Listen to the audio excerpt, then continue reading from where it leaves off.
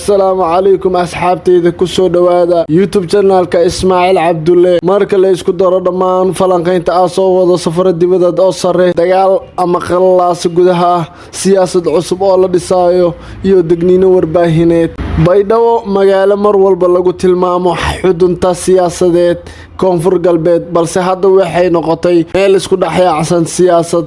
amni darro iyo dagaal qarsoon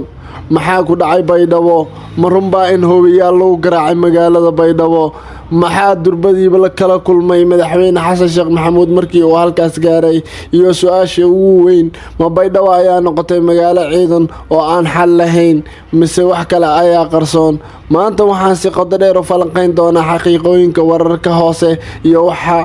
laga qarinayo shacabka Soomaaliyeed intii ay xaaladdu gudaha dalka kacsanayd agaasimaha Mahad Maxamed Salaad wuxuu safar muhiim ah ku tagay dalka Mareykanka gaar ahaan magaalada Washington halkaas wuxuu kula kulmay madaxda hay'adda sirdoonka ugu weyn adduunka CIA iyo FBI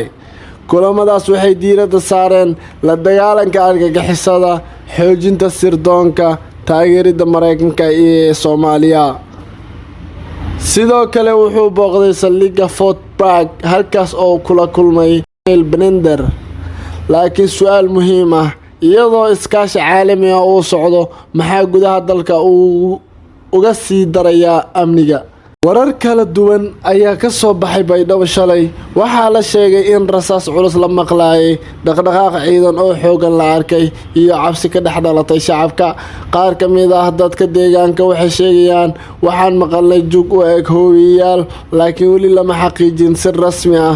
waxaa kale oo jirta su'aal kale weerar qorsheysan ayuu ahaa mise waa iska hor imaad gudaha ah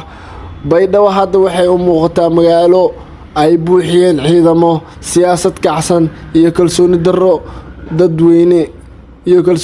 dadweyne isla maalintaas waxaa baydhabo gaaray hogaamiye KMG ah Jibriil Cabdirashiid Xaaji Cabdi